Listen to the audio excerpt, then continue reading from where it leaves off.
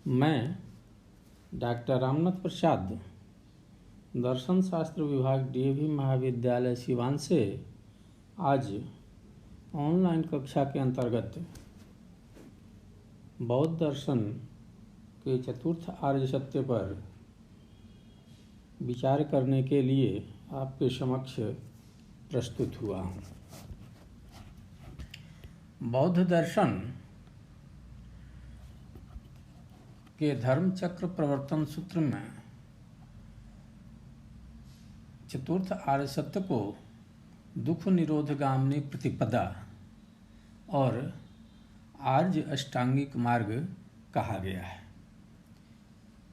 ये निम्नलिखित हैं: सम्यक दृष्टि, सम्यक संकल्प, सम्यक वाक्य, सम्यक कर्मांत, सम्यक आजीव, सम्यक व्यायाम, सम्यक स्मृति और सम्यक समाधि।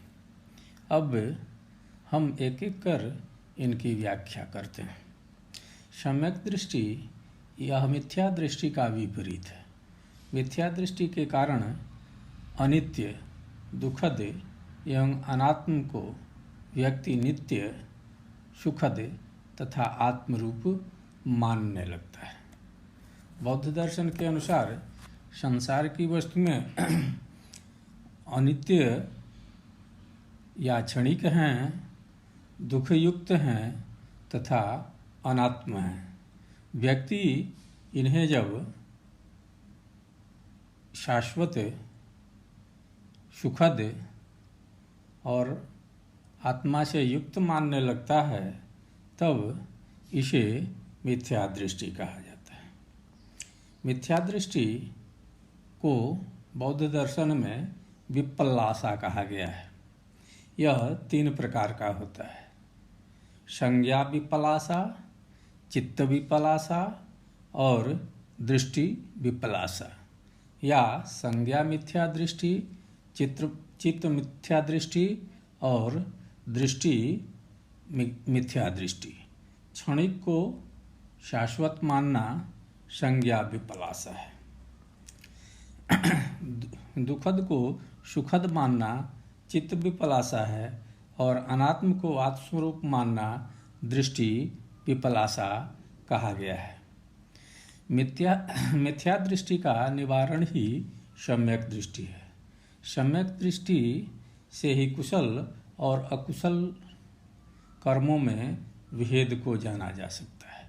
बौद्ध दर्शन के अनुसार अकुशल और कुशल कर्म निम्नलिखित हैं: हिंसा अकुशल कर्म है, अहिंसा कुशल कर्म है, चोरी अकुशल कर्म है, अचौर्य अर्थात चोरी नहीं करना कुशल कर्म है, व्यभिचार अकुशल कर्म है, अव्यभिचार कुशल कर्म है, अनृत मृखावाचन या झूठ बोलना अकुशल कर्म है और अमृखावाचन या सत्य बोलना कुशल कर्म है।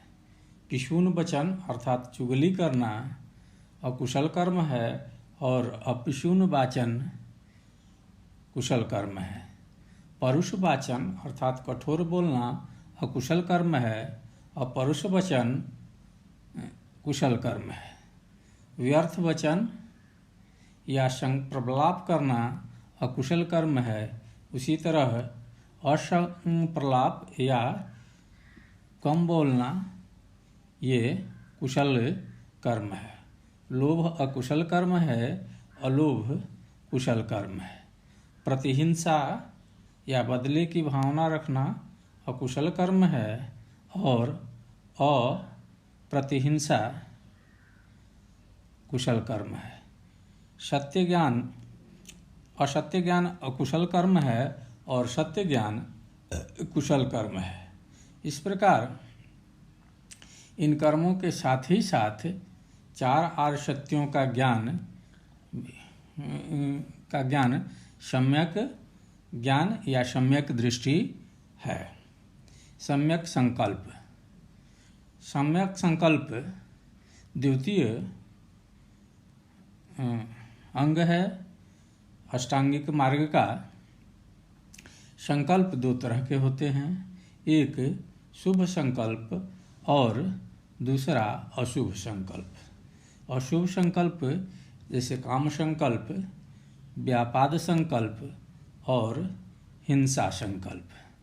काम संकल्प मतलब सुख की कामना करना, व्यापाद संकल्प मतलब विद्रोह करना, राग द्वेष करना, या हिंसा संकल्प अर्थात किसी को क्षति पहुंचाने का संकल्प करना।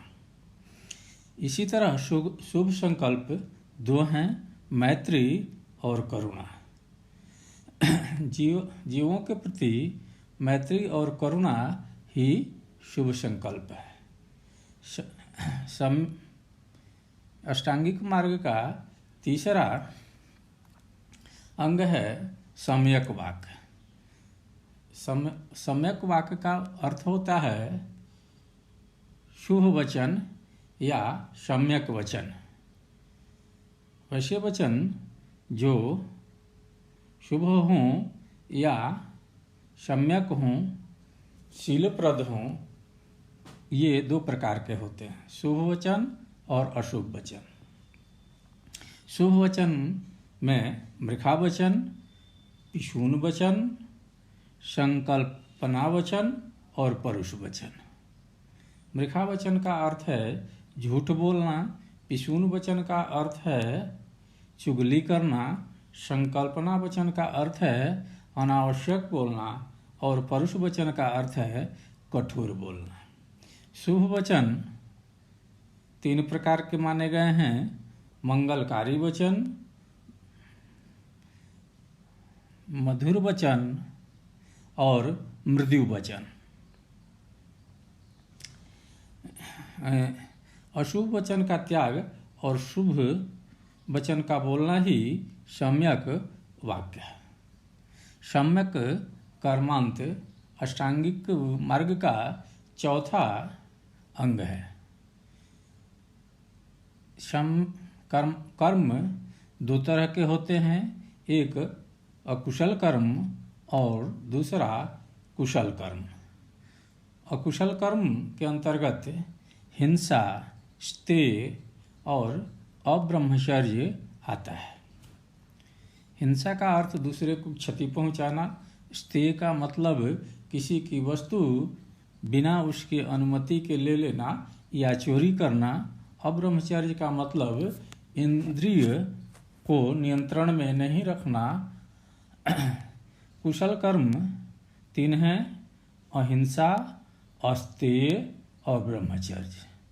अहिंसा का मतलब किसी को क्षति नहीं पहुंचाना, अस्तेय का मतलब चोरी नहीं करना और ब्रह्मचर्य का अर्थ है इंद्रिय निग्रह का पालन करना। और कुशल कर्मों को त्याग कर कुशल कर्म करना ही सम्यक कर्मांत है। अहिंसा के लिए करुणा, अस्तेय के लिए संतोष और ब्रह्मचर्य के लिए इंद्रिय निग्रह का अभ्यास करना चाहिए। सम्यक आजीव अष्टांगिक मार्ग का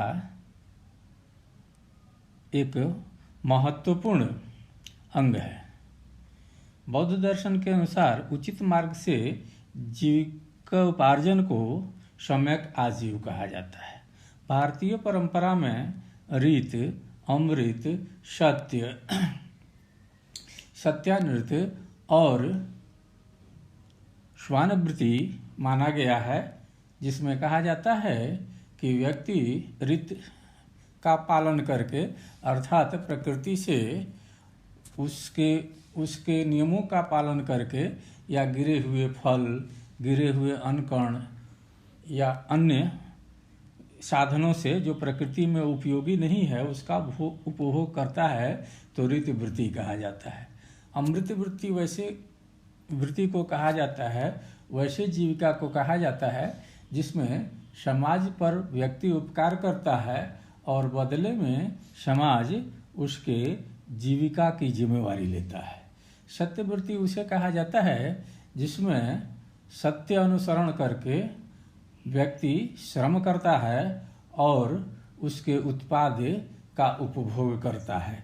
जैसे खेती।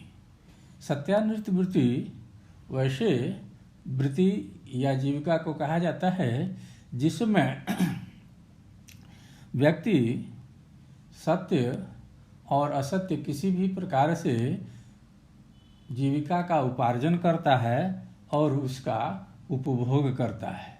जैसे व्यापार में व्यापारी सत्य या अनृत का सहारा लेकर वह धन कमाता है और उस धन से अपना जीविका निर्वाह करता है।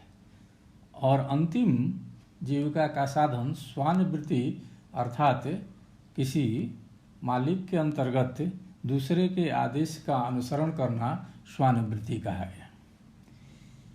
ये हिंदू परंपरा में जीविका के साधन माने गए हैं। इनमें ऋतवृत्ति को सर्वोत्तम या अमृत वृत्ति को उत्तम, सत्यवृत्ति को सामान्य और अन्य दो वृत्तियों को निकृष्ट माना गया है। बौद्ध दर्शन में भी जीविका के साधनों को उचित प्रयोग के माध्यम से कमाए हुए धन के रूप में जाना जाता है। उसमें किसी भी प्रकार के असत्य या अनुचित साधन का प्रयोग नहीं करना चाहिए।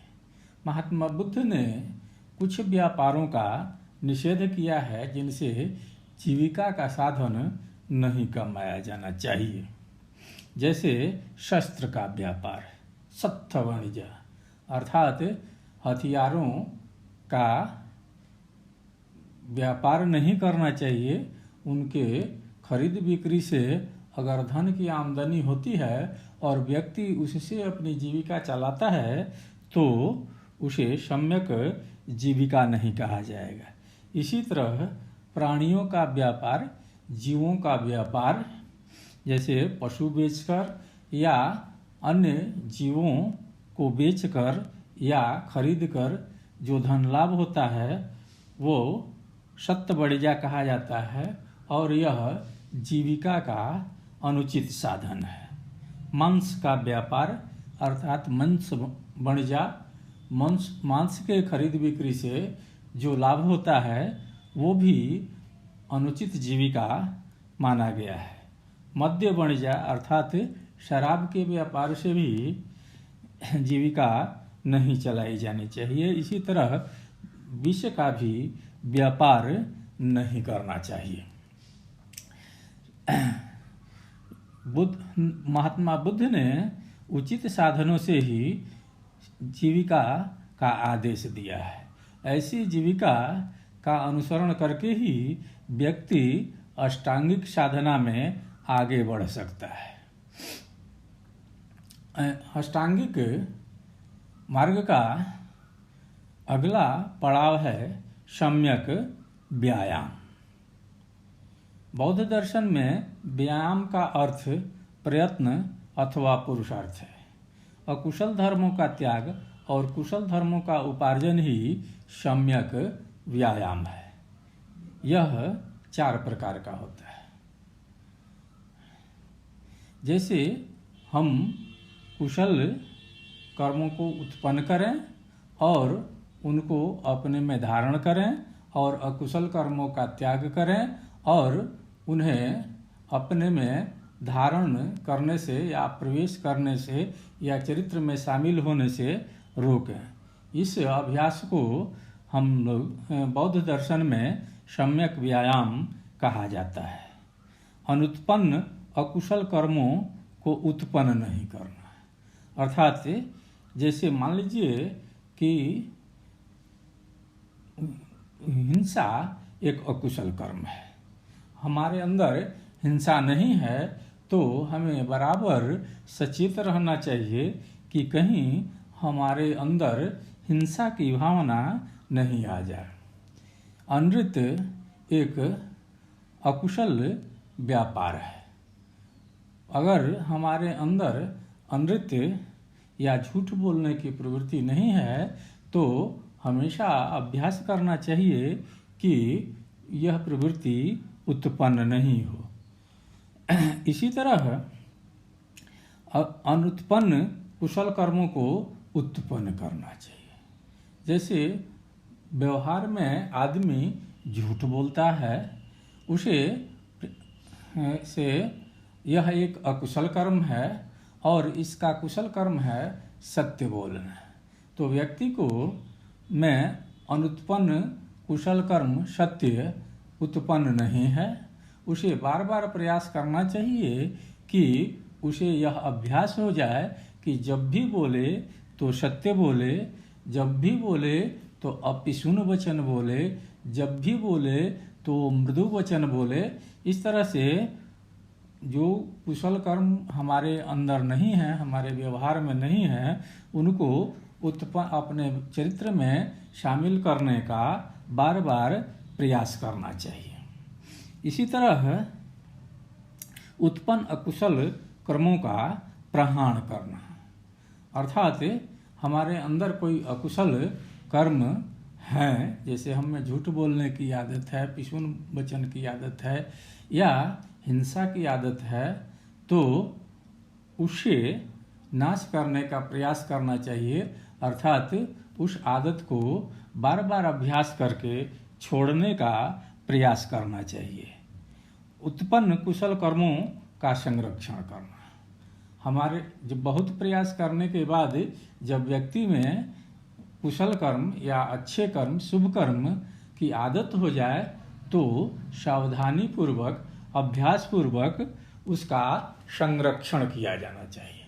जैसे सत्य बोलने की आदत हो जाए, अहिंसा की आदत हो जाए, अस्तेय की आदत हो जाए, ब्रह्मचर्य की आदत हो जाए, तो हमेशा यह अभ्यास करते रहना चाहिए कि यह आदत बनी रहे। इन चारों को क्रमशः संयम प्रयत्न, भावना प्रयत्न, प्रहाण प्रयत्न और अनुरक्षण प्रयत्न कहा जाता है। सम्यक स्मृति। सम्यक स्मृति बौद्ध दर्शन का एक महत्वपूर्ण अष्टांग है, अर्थात दुख निरोध प्रतिपदा का महत्वपूर्ण पड़ाव है। सम्यक रूप से स्मरण को सम्यक स्मृति कहा गया है। इसमें 10 स्मृतियों पर ध्यान केंद्रित किया जाता है। इन्हें बार बार याद किया जाना चाहिए और उन्हें स्मृति कहा गया है। ये 10 अनुस्मृतियाँ निम्न हैं। बुद्धानुस्मृति। बुद्धास्मृति का अर्थ है कि बुद्ध के सद्गुणों को बार बार याद करना। धर्मानुस्मृति अर्थात धर्म के नियमों को बार बार याद करना चाहिए। संघानुस्मृति अर्थात संघ में जो सद्गुण होते हैं, संघ के जो नियम होते हैं, जिनको विनय कहा जाता है, उनका बार बार स्मरण रखना। शीलानुस्मृति अर्थात शील को हमेशा याद रखना चाहिए। सम्यक वाक, सम्यक कर्मांत, सम्यक आजीव और सम्यक व्यायाम को हमेशा स्मरण में रखना चाहिए, बार बार दोहराना चाहिए। इसी तरह त्यागा अनुस्मृति अर्थात व्यक्ति को दान करना चाहिए और उसे स्मरण रखना चाहिए कि वो एक अच्छी चीज़ है। देवता अनुस्मृति अर्थात श्रेष्ठ व्यक्तियों के, आदर्श व्यक्तियों के आदर्श गुणों को बार बार स्मरण करना चाहिए, बार बार याद करना चाहिए। इसी तरह मरणानुस्मृति का अर्थ है कि व्यक्ति को हमेशा बार बार यह याद रखना चाहिए कि व्यक्ति मरणशील है, मृत्यु आवश्यक सत्य है और मरण एक कष्टमय स्थिति है। जैसे सामान्य कथन में भी, हिंदू परंपरा में भी कहा गया है कि गृहीत एव केशेषु मृत्युना धर्माचरेत। इसी तरह कायानुस्मृति का अर्थ है शरीर को का बार बार स्मरण करना चाहिए, शरीर पर बार बार ध्यान देना चाहिए। शरीर के दुर्गुणों को बार बार देखना चाहिए। इसी तरह आनापान स्मृति। आनापान स्मृति एक तरह का सचेत प्राणायाम है। इसमें श्वास का स्मरण किया जाता है, श्वास को देखा जाता है। हम श्वास को आना मतलब भीतर लेना, बाहर आना, और पान मतलब बाहर करना, अर्थात श्वास का बाहर आना जाना। हम आनापान में श्वास के साथ साथ हम यह सावधानी रखते हैं, यह स्मरण रखते हैं, यह चेतना रखते हैं कि श्वास किस तरह से हमारे शरीर के अंतर्गत जा रहा है, किस किस अंग में जा रहा है और कहाँ से भ्रमण करके फिर बाहर निकल रहा है। इस क्रिया को आनापान स्मृति कहा जाता है। यह एक प्रकार का सचेत प्राणायाम है। उपशम अनुस्मृति, अर्थात हमें बार बार यह ध्यान रखना चाहिए कि हम अपने अंदर अवगुणों को कम करते जाएं, अर्थात उपशमन करते जाएं। इस तरह बुद्ध ने 10 प्रकार की अनुस्मृतियों का प्रावधान किया है और इसके सम्यक अर्थात उचित रूप से सही ढंग से अनुसरण का उपदेश किया है। इसी क्रिया को सम्यक स्मृति कहा जाता है।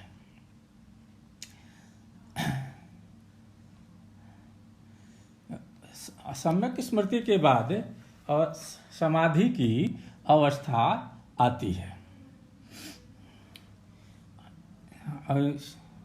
इसे सम्यक समाधि की अवस्था कहा जाता है। बौद्ध दर्शन के अष्टांग मार्ग का यह अंतिम पड़ाव है, यह निष्कर्ष है। समाधि का अर्थ होता है एकत्रित करना या एकाग्र करना। मन की एकाग्रता या ध्यान को समाधि कहा जाता है।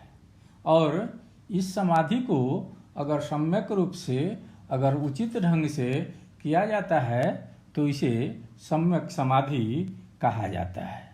बौद्ध दर्शन में सम्यक समाधि के 2 रूप होते हैं, रूपलोक समाधि और अरूपलोक समाधि। रूपलोक समाधि की 4 अवस्थाएं होती हैं। इसको प्रथम, द्वितीय, तृतीय और चतुर्थ ध्यान कहा जाता है। प्रथम ध्यान में वितर्क, विचार, प्रीति, सुख और एकाग्रता होती है। अर्थात सम्यक स्मृति के बाद हमारे मन में विचार या वितर्क बच जाते हैं। वितर्क की अवस्था वह अवस्था है जिसमें हम किसी वस्तु की अवधारणा करते हैं, साथ ही साथ उस वस्तु के बारे में संशय भी करते हैं। अर्थात व्यक्ति के मन में संशय रहता है, उसके साथ उसका चिंतन रहता है, वस्तुओं के प्रति राग द्वेष रहता है और सुख की अनुभूति रहती है। इसके साथ साथ एकाग्रता आती है, एकाग्रता रहती है। रूपलोक समाधि की द्वितीय अवस्था है द्वितीय ध्यान की अवस्था। इसमें प्रीति, सुख और एकाग्रता होती है। व्यक्ति के मन से संशय और विचार का लोप होने लगता है, विचार से मुक्ति मिलने लगती है। अब केवल प्रीति और सुख रह जाते हैं। इन्हीं के साथ व्यक्ति एकाग्रता का अनुसरण करता है। ध्यान की तीसरी अवस्था में सुख बच जाता है और एकाग्रता बच जाती है। अर्थात सुखपूर्वक मन को एकाग्र करता है।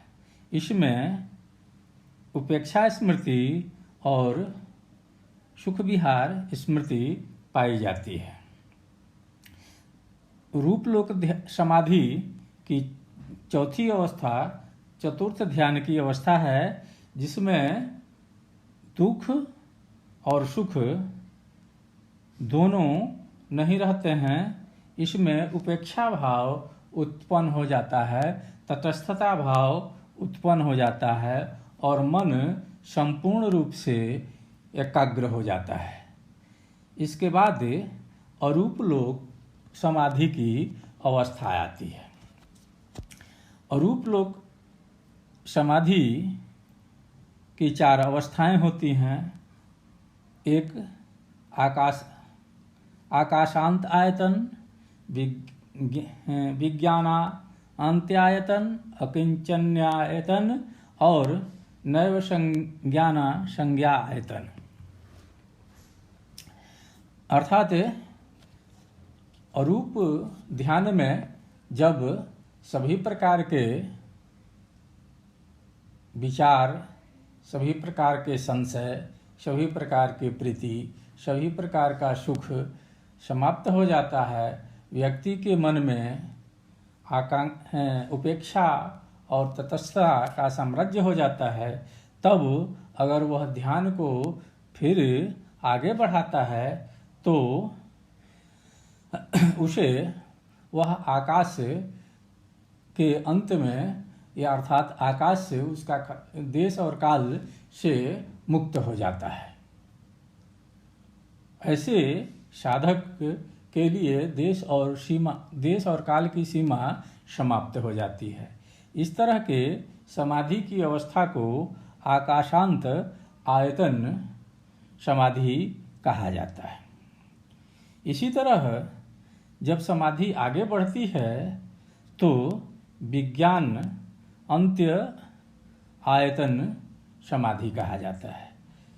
विज्ञान का अर्थ होता है चेतना, ज्ञान की अवस्था, सोचने समझने की अवस्था, अर्थात सब्जेक्ट प्रेडिकेट के रूप में किसी वस्तु को ग्रहण करने के रूप में, अर्थात वस्तु को ज्ञाता और ज्ञेय के रूप में जानने की क्षमता।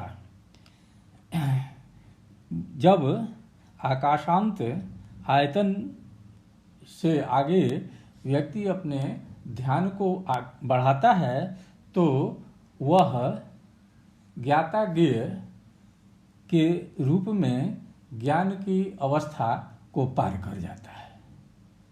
जैसे इस अवस्था को विज्ञानांत्य आयतन अवस्था कहा जाता है। यह वस्तु के साथ, वह परम सत्ता के साथ, वह सत्य के साथ एकाकार हो जाता है, तादात्म्य हो जाता है।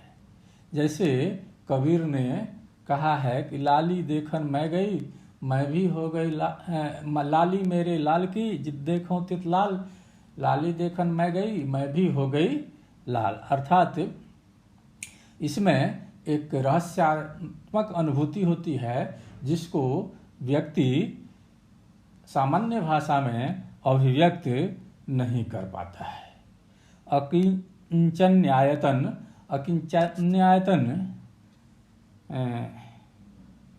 आकाशांत और विज्ञानांत्य आयतन के बाद यह अवस्था आती है जिसमें व्यक्ति को किसी वस्तु की कोई कामना नहीं रह जाती है। वह बिना किसी वस्तु के ही सुखी और आनंदमय अवस्था में आने लगता है। उसके लिए किसी भी वस्तु की आवश्यकता नहीं होती है। फिर जब ध्यान की अवस्था आगे बढ़ती है तो वैसी अवस्था में व्यक्ति को संज्ञान और संज्ञा नहीं रह पाती है। अर्थात व्यक्ति में जिसे संज्ञान कहा जाता है, जिसे पहचान कहा जाता है, जिसे अहंकार कहा जाता है, जिसे आत्मा कहा जाता है और जिस रूप में उसको पहचाना जाता है, जो नाम दिया जाता है, उस अवस्था को भी वह पार कर जाता है, अर्थात वह अहंकार और व्यक्तित्व से ऊपर हो जाता है। यह एक निर्विकल्पिक अवस्था है। यह निर्वाण की अवस्था है। यह ऐसी अवस्था है जिसका न तो संज्ञान है और न ही संज्ञा है, जिसको न तो इंद्रियों से समझा जा सकता है, यतो वाचा न वृत्तन्ते अप्राप्य मनसाशः, जो इंद्रियों से जाना नहीं जा सकता है और भाषा से अभिव्यक्त नहीं किया जा सकता है। अरूप समाधि की यह अंतिम परिणति है, यह निर्वाण है, यह सर्वोच्च फल है जिसे व्यक्ति प्राप्त करना चाहता है। इस तरह हम लोगों ने देखा कि अरूप समाधि में आकाश शांति स्थिति, विज्ञानांत स्थिति और अकिंचन्य स्थिति तथा संज्ञान असंज्ञान के परे की स्थिति की प्राप्ति होती है। इसे निर्विकल्पक चेतना की स्थिति कहा जाता है, निर्वाण की स्थिति कहा जाता है, अर्थात निर्वाण अष्टांगिक मार्ग के माध्यम से निर्वाण की प्राप्ति हो जाती है। हम लोगों ने 8 अंगों पर चर्चा की। दुख निरोध प्रतिपदा के 8 अवयव को 3 भागों में बांटा जाता है, प्रज्ञा, शील और समाधि। सम्यक दृष्टि और सम्यक संकल्प को प्रज्ञा कहा जाता है। इसी तरह सम्यक वाक, सम्यक कर्मांत, सम्यक आजीव और सम्यक व्यायाम को शील कहा जाता है। सम्यक स्मृति और सम्यक समाधि को समाधि कहा जाता है, जिसमें ध्यान की साधना की जाती है। अष्टांगिक मार्ग के 2 अंग सम्यक दृष्टि और सम्यक संकल्प प्रज्ञा के अंतर्गत आते हैं। सम्यक वाक, सम्यक कर्मांत, सम्यक आजीव, सम्यक व्यायाम शील कहे गए हैं। सम्यक स्मृति और सम्यक समाधि समाधि कहे गए हैं। सम्यक प्रज्ञा से शील की प्राप्ति होती है और शील से ध्यानाभ्यास के माध्यम से समाधि की प्राप्ति होती है। इससे निर्विकल्पक अवस्था की प्राप्ति होती है। इससे सत्व के अनित्य, अनाम और दुख का साक्षात्कार हो जाता है और प्रज्ञा के आलोक से अज्ञान का अंधकार मिट जाता है, तृष्णा समाप्त हो जाती है, ममकार का क्षय हो जाता है और साधक सुख दुख की अवस्था से परे उठ जाता है। जन्म ग्रहण का कोई हेतु नहीं रह जाता है, वह निर्वाण को प्राप्त कर लेता है। इस प्रकार शील, समाधि, प्रज्ञा वाला मार्ग 8 अंगों में विभक्त होने के कारण आर्य अष्टांगिक मार्ग कहा जाता है। यह प्रश्न डिग्री 1 प्रतिष्ठा, अनुपूरक और सामान्य के लिए अत्यंत महत्वपूर्ण है। लगभग हर 1 साल के बाद इसे पूछा जाता है।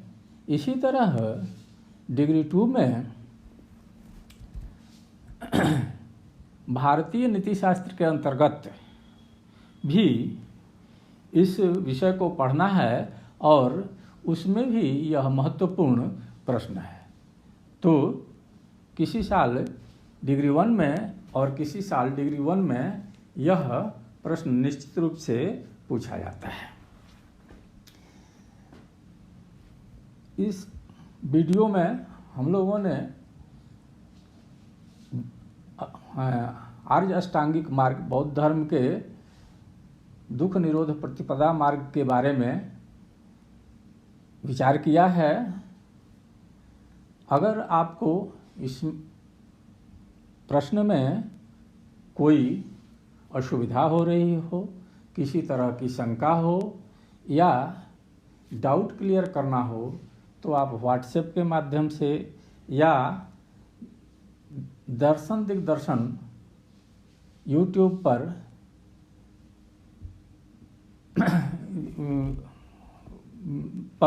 आप कमेंट कर सकते हैं या फ़ोन के माध्यम से भी आप संपर्क करके शंका का समाधान कर सकते हैं।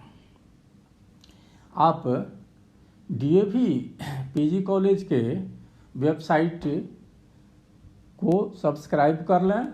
आपको इस तरह के अन्य वीडियो चंद्रभूषण जी भी डाल रहे हैं जो आपके सिलेबस के लिए, आपके परीक्षा के लिए उपयोगी है, और अन्य विषयों के वीडियो भी उस पर उपलब्ध हैं। आप अपने मित्रों को प्रेरित करें कि वे ऑनलाइन कक्षा का लाभ उठाएं और आप भी निरंतर संलग्न रहें। कोविड या कोरोना के कारण वर्ग स्थगित हैं, पढ़ना स्थगित नहीं करें। जब भी विश्वविद्यालय खुलेगा तो परीक्षा के लिए ही खुलेगा, इसलिए विश्वविद्यालय और सरकार ने ये व्यवस्था की है कि ऑनलाइन कक्षा के अंतर्गत विद्यार्थियों को अध्ययन सामग्री उपलब्ध कराई जाए और उनको अध्ययन के लिए प्रेरित किया जाए। इसी के अंतर्गत ये वीडियो डाला जा रहा है। आप इसका लाभ उठाएं और अपने दोस्तों को प्रेरित करते रहें। धन्यवाद।